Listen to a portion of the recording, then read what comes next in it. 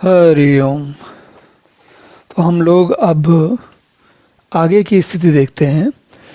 अयोध्या कांड में हमने देखा कि सारे लोग पहले अयोध्यावासी पहुंच गए, अब जनकपुरवासी भी पहुंच गए हैं और सब लोग मिल गए हैं और सब लोग बहुत शोक में हैं। अब एक बड़ा देखा जाए तो वैसे तो कोई ऐसी बड़ी बात नहीं है, लेकिन फिर भी दूसरी निगाह से दूसरे दृष्टि देखें तो काफ़ी बड़ी बात है। वो क्या है कि यहाँ पर माता कौशल्या और रामचंद्र जी की माता कौशल्या और सीता जी की माता सुनैना, वो दोनों लोग भी आपस में मिलते हैं और उनके बीच में किस प्रकार की बातें होती हैं, चलिए थोड़ा सा उसका आनंद लेते हैं। देखिए, तुलसीदास जी ने जितने भी पात्र हैं, जितनी भी कहानी में जो जो लोग मिलते हैं, सब लोगों का पर ध्यान दिया है और उनकी कैसी मनोभावना है और कैसा उनका आध्यात्मिक रुख है, उसके बारे में भी बात की है। तो चलिए अब यहाँ देखते हैं। ए विध सकल मनोरथ करहीं, बचन सप्रेम सुनत मन हरहीं। से माथ ते समय पठाई, दासी देख सुअवसर आई। इस प्रकार सब लोग एक दूसरे के साथ मिल रहे हैं, बात कर रहे हैं और इस परमात्मा दर्शन का लाभ प्राप्त कर रहे हैं। अब क्या हुआ कि सीता जी की माता सुनैना जी की भेजी हुई दासियां कौशल्या जी से आदि के मिलने का सुंदर अवसर देकर आई यहाँ पर। और सावकाश सुनि सब सिय सासु, आयो जनक राज रनिवासु। कौशल्या सादर सन्मानी, आसन दिए समय सम आनी। तो जब उन्होंने कहा कि जहाँ भी मंडली में होंगे, अलग अलग जगह होंगे, सब लोग एक साथ तो एक जगह पे होंगे नहीं, तो जब उन्होंने अपनी बात पे कहलाई कि भाई हम वो मिलना चाहती हैं, तो ये सुनकर सीता जी की सब सासुएं, जो कि इस समय फुर्सत में, जिनके पास किसी के पास कोई काम नहीं है, कोई वन में है, सामान्य जो नगर की स्थिति है वो तो वाली है नहीं, और वन में जब होता है व्यक्ति, तो जैसे होता है ना, कैंप में गए, पिकनिक में गए, तो वहाँ की स्थिति अलग होती है। तो ये सुनकर कि अब सारी सासुएं फुर्सत में, तो जनक जी का रनवास उनसे मिलने आया। कौशल्या जी ने उनका आदर पूर्वक सम्मान किया और समयोचित आसन ला कर दिए। जैसी जहाँ पर व्यवस्था वन है, भाई वन में ऐसा तो है नहीं कि बड़े बड़े सिंहासन है, आसन या मसनदें या सब बाकी सब व्यवस्था है। वहाँ तो वन में जो व्यवस्था है, और वैसे जैसे भगवान राम जी रह रहे हैं, जब राम जी वैसे रह रहे हैं तो बाकी लोगों को भी अपने अपने तरीके से उसी तरीके से रहना पड़ेगा। तो उन्होंने, लेकिन उसके इस सब के बाद भी उन्होंने समयोचित आसन ला कर दिए।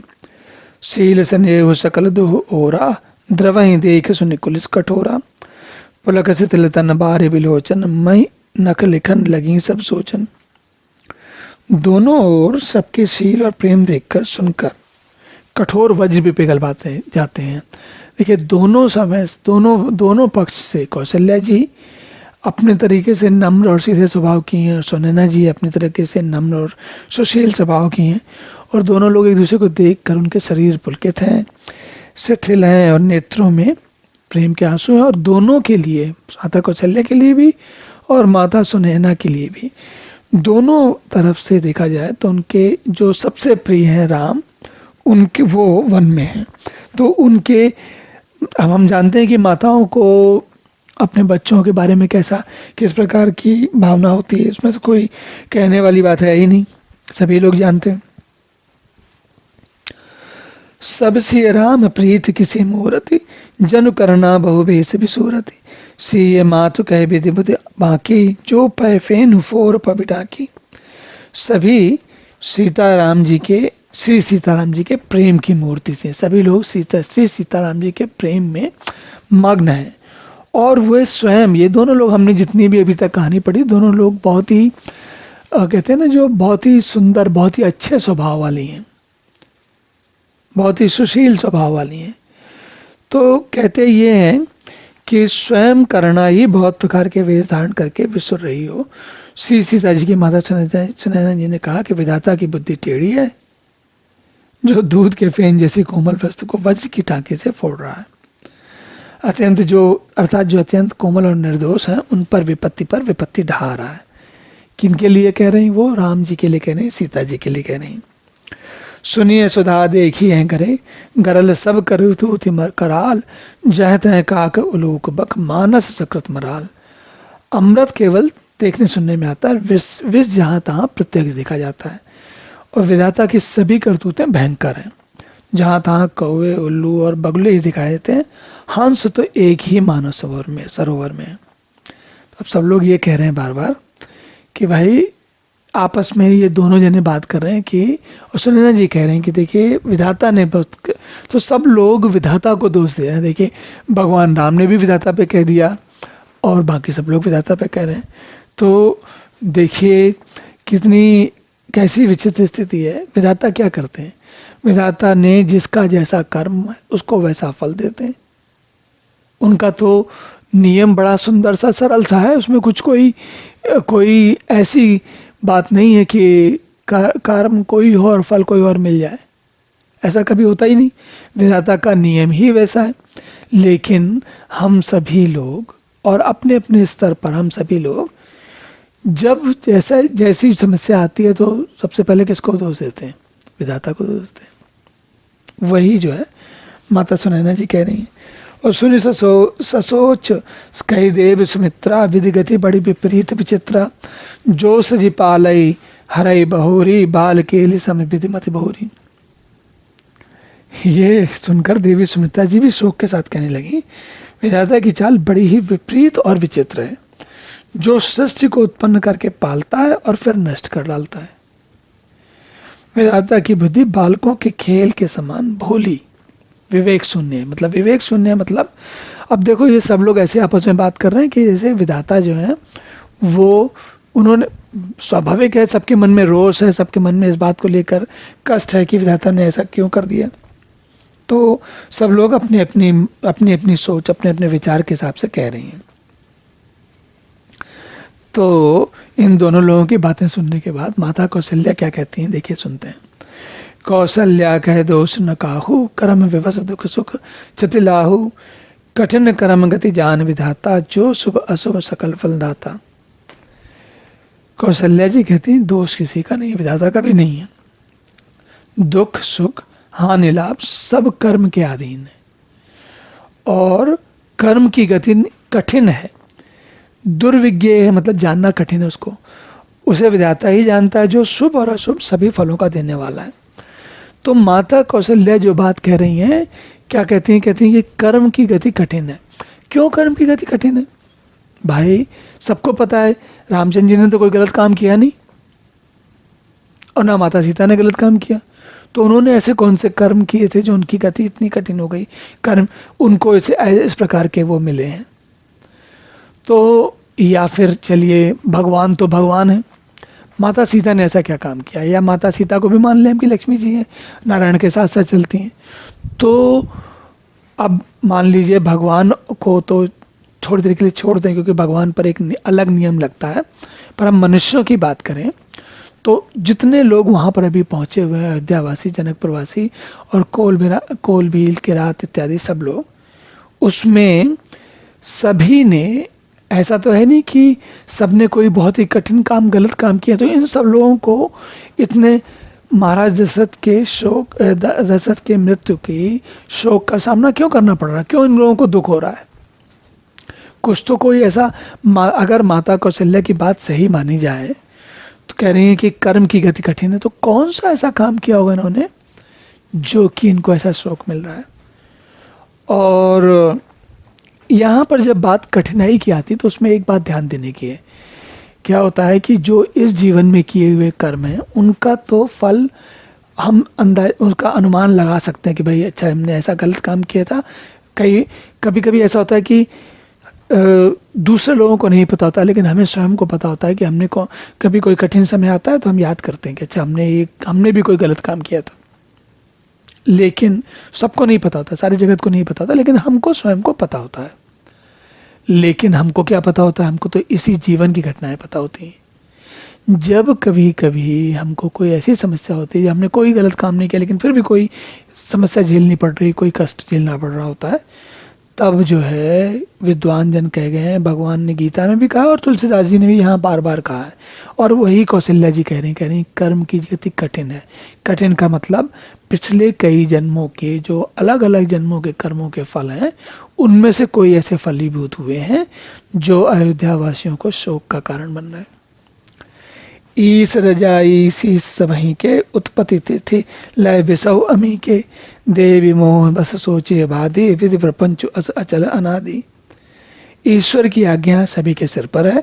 उत्पत्ति स्थिति पालन, उत्पत्ति स्थिति और लय, जैसे जीवन में हर चीज की जो हर चीज जो हमें दिखती है, जो अनुभव में आती है, उसकी किसी न किसी समय उत्पत्ति होती है और थोड़े समय तक वो स्थिति रहती है और कुछ समय के बाद वो चली जाती है। ये नियम जीवन में हर वो चीज जो हमें दिखती है, जो दिखती है, सुनाई देती है, इंद्रियों से, मन से, बुद्धि से, किसी से भी हमारे संज्ञान में आती, हमारे ज्ञान में आती है, उसका एक बार उत्पत्ति होती है, कुछ समय चलती है और थोड़े समय के बाद समाप्त हो जाती है। तो ये नियम है, प्रकृति का नियम है और हर जगह चलता है। तो कह रहे हैं कि जो ये सब चीजें अमृत और विष की भी सिर पर है, जो उत्पत्ति स्थिति विलय और अमृत विष, ये सब सिर पर है, मतलब हमें उसको धारण करना चाहिए। और हे देवी, मोहवश सोच करना व्यर्थ है। विधाता का प्रपंच ऐसा ही अचल और अनादि है। अब हम में से जितने लोगों ने भी रामचरितमानस पढ़ी होगी, शायद ही किसी का ध्यान जाए इस पर, बहुत कम लोगों का ध्यान जाता होगा, ऐसा तो नहीं है। दुनिया में सब तरीके के लोग हैं और बहुत लोग बहुत ज्ञानी हैं, लेकिन कम लोगों का ध्यान जाता होगा कि वन में जो सब लोग इकट्ठे हुए हैं उसमें सुनैना जी क्या कह रही हैं, सुमित्रा जी क्या कह रही हैं, और उसके उत्तर में कौशल्या जी कितनी विद्वानों, कैसी विद्वानों जैसी बात कर रही हैं। विद्वानों जैसी नहीं, विद्वता वाली बात कर रही हैं, विद्वान की विद्वान होकर बात कर रही हैं, किसी का नकल नहीं कर रही, वो स्वयं विद्वान है तब ऐसी बात कह रही हैं। तो ये बात बड़ी साधारण है। साधारण कैसे कि भाई ऐसा थोड़ी कि किसी को पता नहीं है, लेकिन माता कौशल्या ने कितने सही समय पर उसका प्रयोग किया है, कैसे लोगों को समझाया है, इसका आनंद लीजिए। और भूपति जी अब मरबो रानी, सोचे सकल की निचेत आनी, से मातु कह सत्य सुबानी, सुकृति अवधपति रानी। महाराज के मरने और जीने की बात को हृदय में याद करके जो चिंता करती हैं, वह तो सखी हम अपने हित की आन देखकर स्वार्थवश करती हैं। सीता जी की माता ने कहा, आपका कथन उत्तम और सत्य है, आप पुण्यात्माओं के सीमा स्वरूप अवधपति महाराज की ही तो रानी है, फिर ऐसा क्यों नहीं कहेंगे। तो देखिए, भगवान राम की माँ जो है वो भी कितने उच्च स्तर की बात कर रही हैं, इसका आनंद लीजिए। लखन राम से जाऊं बन, भल परिणाम न पोछ, गए बरी हैं कह कौशला, मोहि भरत कर सोच। कौशल्या जी ने दुख में कहा कि भाई श्री राम लक्ष्मण और सीता जी वन में जाएं, इसका परिणाम तो अच्छा ही होगा, बुरा नहीं होगा, इसमें कोई समस्या वाली बात नहीं, हमने तो पहले भी कह दिया था और अभी भी जा रहे हैं तो ठीक है भाई। पर मुझे तो अब भरत की चिंता हो रही है। क्यों चिंता हो रही है? क्योंकि भरत जो है ऊहापोह में बहुत उलझे हुए हैं, वो अयोध्या में रहेंगे तब भी सुखी नहीं रहेंगे। देखिए, सीता राम लक्ष्मण जी को अधिक से अधिक शारीरिक चिंता है, मन की कोई चिंता नहीं। स्वयं अपने अपने मन से वो लोग गए हैं तो उनको कोई कष्ट नहीं, लेकिन भरत जी को तो हर क्षण उनका मन सालेगा, उनको दुखी करेगा। तो माता कौशल्या जी कह रही हैं कि असली दुख तो भरत को होने वाला है, हो रहा है। ईश प्रसाद असीस तुम्हारी, सुत सुत वधु देव सरबारी, राम सपत मैं कौन न काहू, सो करी काहू सखी सतिबाऊ। तब ये लोग बात करती हैं, कहती हैं ईश्वर के अनुग्रह से और आपके आशीर्वाद से मेरे चारों पुत्र और चारों बहू हैं गंगा जी के जल के समान पवित्र हैं। सखी, मैंने कभी श्री राम को कोई सौगंध नहीं की, सो आज श्री राम की शपथ करके सत्य भाव से कहती हूँ। क्या कहती हूँ? भरतशील गुण विनय बढ़ाई, भायप भगति भरोस भलाई, कहत सारद हो कर्मति हीचे, सागर सीप की जाए उलीचे। तो माता, अब देखिए वशिष्ठ जी ने कहा भरद्वाज जी ने कहा, राम जी ने कहा, कितने लोग कह चुके हैं कि भरत जी का कोई दोष नहीं, और देवताओं ने भी कहा। अब माता कौशल्या भी वही बात कह रही है, कहते हैं कि भरतशील गुण विनय बढ़ाए उनके बारे में, और भाई अप भगति भरोस भलाई उनके बारे में, मतलब भरत के शील गुण, मतलब बड़प्पन, भाईपन, भक्ति, भरोसे और अच्छेपन का वर्णन करने में सरस्वती जी भी अटक जाती हैं, इतने अच्छे हैं वो। और सीप से कहीं समुद्र नहीं जा सकते, मतलब सीप से पानी उठा उठा के कोई समुद्र थोड़ी साफ किया सकता है। सीप कितनी छोटी होती है और समुद्र का जल कितना बड़ा होता है। तो कह रहे हैं कि भरत की अच्छाई इतनी अधिक है कि उसके बारे में कुछ कहा नहीं जा सकता। आगे कहते हैं, जानहु सदा भरत कुल दीपा, बार बार मुँह कहु महीपा, कसे कनक मणि पार के पाए, पुरुष परिकी हैं समय सुभाए। कहते हैं मैं भरत को सदा कुल का दीपक जानती हूँ, महाराज ने भी मुझे बार बार यही कहा था। और सोना कसौटी पर कसे जाने पर और रत्न पारखी के जौहरी के जौहराई पहचाना जाता है। तो वैसे ही पुरुष की परीक्षा समय पढ़ने पर उसके स्वभाव से हो जाती है। अनुचित आज कह बस मोरा, शोक स्नेह सयान पथोरा, सुन सुर सरि सम पावनी बानी, भई स्नेह बिकल सबरानी। किंतु आज मेरा ऐसा कहना भी अनुचित है। देखो माताएं कितने सरल स्वभाव, कितने प्रेम करती हैं कि उनके मुंह से क्या बात निकलती है और क्या कहती हैं। शोक और स्नेह में सयानापन, कहते हैं शोक और स्नेह में बुद्धि थोड़ी बिगड़ जाती है। तो लोग कहेंगे कि मैं स्नेहवश भरत की बड़ाई कर रही हूँ। अब मतलब वो कौशल्या जी ने ये बता दिया कि भाई मुझे भरत से बहुत अधिक स्नेह है, और मैं अगर स्नेह भरत की बड़ाई कर रही हूँ तो वो इसलिए कर रही हूँ क्योंकि मेरा वो पुत्र है, मेरा इतना अधिक स्नेह है कि मैं उसके बारे में सहज ही उसके बारे में मैं पक्षपाती हो रही हूँ। और कौशल्या कह धीरे धरी, सुनो देवी मिथिलेश, को विवेक निधि बल्लभई, तुम्हें ही सकहीं उपदेश। तो कौशल्या जी ने फिर कहा, हे देवी जी, मिथिलेश्वरी जी, ज्ञान के भंडार श्री जनक जी की प्रिया, आपको कौन उपदेश दे सकता है। सही बात है, आप तो इतनी जनक जी की पत्नी है भाई, कोई साधारण थोड़ी है सुनीना जी। और रानी राय सन अवसर उपाई, अपनी भात कहब समझाई, रखी है लखन भरत गव नहीं बन, जो है मति माना है महीप मन।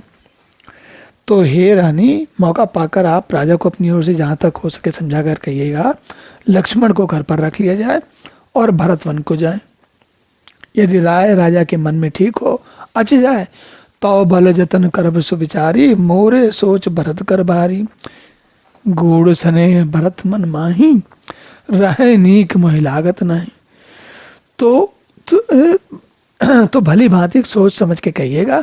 और मुझे भरत जी का अत्यधिक संकोच सोच है, भरत के मन में गाढ़, बहुत अगाढ़ प्रेम है, उनके घर रहने में मुझे भलाई नहीं जान पड़ती।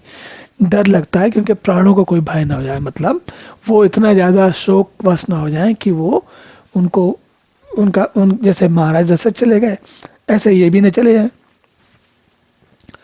तो माता के रूप में ये बात सोचना सही है, ऐसी बात नहीं है। लेकिन आप सोच के देखिए, क्या लक्ष्मण जी को लक्ष्मण जी भगवान राम के बिना रह सकते हैं? अगर भरत जाएंगे तो क्या लक्ष्मण जी रह सकते हैं? क्या रहने वाले तो लक्ष्मण जी भी नहीं। और लक्ष्य स्वभाव सुन सरल सुबानी, सब भाई मगन करुण रसरानी, नव प्रसून जरि धन्य धन्य धुनि, शीतल स्नेह सिद्ध जोगी मुनि। तो कौशल्या जी का स्वभाव देखकर, उनकी सरल और उत्तम वाणी को सुनकर सब लोग देखे सुनने, हमारा मन द्रवित हो गया। तो बाकी सब लोगों की तो बात ही क्या है, जो लोग प्रत्यक्ष में रहे होंगे उनकी तो पता नहीं क्या हुआ। सारे लोग उस बात को सुनकर बहुत ही शिथिल हो गए, मतलब मन भर जाता है ना, वैसी स्थिति हो गई। सब ने निवास बिथकी लखी रहे हो, तब धरी रही सुमित्रा कहियो, देवी दंड जुग जामिनी बीती, राम मात सुन उठी सप्रीति। सारा रहनिवास देखकर थकित रह गया, निस्तब्ध हो गया। तब से सुमित्रा जी ने धीरे धीरे के कहा, देवी 2 घड़ी रात बीत गई है। यह सुनकर श्री राम जी की माता कौशल्या पूर्वक प्रेम पूर्वक उठी और बेग पा उधारे थलई, कह स्नेह सती भाई, हमरे तो अब ईस गति कै मिथिलेश सहाय। प्रेम सहित सद्भाव से बोली, अब सब लोग अपने अपने डेरे को पधारिए, अब तो ईश्वर की ही गति है, वो ईश्वर ही गति है, जो वो करेंगे वही होगा। मिथिलेश्वर अथवा मिथिलेश्वर जनक जी सहायक है, तो देखिए कहते हैं तो भगवान या जनक जी वही सहायता करेंगे। क्यों करेंगे? क्योंकि वो भी विद्वान है। देखिए वो क्या पक्ष रखते हैं, अपना क्या बात कहते हैं। लखे सने सुने बचन विनीता, जनक प्रिया गए पाए पुनीता, देवी उचित असी विनय तुम्हारी, दशरथ करिन राम महतारी। कौशल्या जी की बात सुनकर जनक जी की प्रिय पत्नी ने उनके पवित्र चरण पकड़ कर लिए और कहा, हे देवी, आप वाकई दशरथ जी की रानी और श्री राम जी की माता हैं, आपके लिए ऐसी नम्रता तो उचित ही है। और प्रभु अपने नीचहु आदर हैं, अग्नि धूम करी सिर तनु धरहि, सेवक राव करम मनमानी, सदा सहे सहाय महेश भवानी। प्रभु अपने नीच जनों का भी आदर करते हैं और अग्नि धुएं पवन पर्वत तृण को अपने सिर पर धारण करते हैं, अग्नि धुएं को और पर्वत तृण को अपने सिर पर धारण करते हैं। हमारे राजा तो कर्म मन और वाणी से आपके सेवक हैं, सदा सहायक तो श्री महादेव पार्वती जी। सही बात। रहुरे अंग जोग जग को है, दीप सहाय के दिन कर सो है, राम जाय बन कर सुर रकाजू, अचल अवधपुर करी है राजू। आपका सहायक होने योग्य जगत में कौन है जी? दीपक सूर्य की सहायता करने जाकर कहीं शोभा पा सकता है, बताइए? तो कह रहे हैं महाराज जनक क्या सहायता करेंगे, वो तो ईश्वर की इच्छा है जैसा होगा। और कह रहे हैं वैसे भी कह रहे हैं कि रामचंद्र जी की सहायता की या किसी और चीज की हम लोग क्या करेंगे। फिर कहते हैं श्री रामचंद्र जी वन में जाकर देवताओं का कार्य करके अवधपुर में अचल राज करेंगे। देखिए कितनी आनंद बात है। सुनैना जी को भी समझ में आ रहा है कि रामचंद्र जी वन में क्यों गए। और अमर नाग नर राम बाहुबल, सुख बसी हैं अपने अपने थल, यह सब जग बलिक कही राखा, देव न होय मुधा मुनि बाखा। अब देखिए कितनी ये बात सुनैना जी कह रही हैं जो साधारण से ध्यान नहीं जाएगा। और तुलसी की भी क्या कहें, कैसे कैसे कौन सी चीज कहाँ बताते हैं, उसका आनंद लीजिए। कह रही हैं कि देवता नाग और मनुष्य सब श्री रामचंद्र जी की भुजाओं के बल पर अपने अपने स्थानों में सुखपूर्वक बसेंगे। तो वो क्या बता रही हैं, देखिए अभ्युदय की पत्नी है ये, जनक की पत्नी, साधारण नहीं है। तो क्या बताती हैं, कहती हैं कि देवता नाग और मनुष्य सब श्री रामचंद्र जी की भुजाओं पर, सबको विधाता भगवान चला रहे हैं। किसी को कोई शंका असमंजस दुविधा नहीं होनी चाहिए कि क्या होता है। और ये क्या कह गई हैं, कहती हैं ये सब याज्ञवल्क्य मुनि ने पहले से कह रखा है। याज्ञवल्क्य मुनि सब ज्ञानियों में ज्ञानी माने जाते हैं और वो याज्ञवल्क्य मुनि महाराज जनक के राज्य में उनकी सभा में आके कई बार उपदेश दे गए। तो सुनैना जी ने भी उपदेश सुना हुआ है, तो वही उपदेश ये उनको बता रही हैं। और अस कही पग परिपेम अति, श्री हेत विनय सुनाय, श्री समेत से मात तब चली सुआय सुपाय। तो ये सब कह के सीता जी को साथ भेजने के लिए सुंदर आज्ञा पाकर सीता जी समेत सीता जी की माता डेरे को चली। सब लोग चले भाई। और प्रिय परिजन ही मिली वैदेही, जो जेहि जोगी भांति तेहि तेहि, तापस वेश जानकी देखी, बास विकल विषाद विसेखी।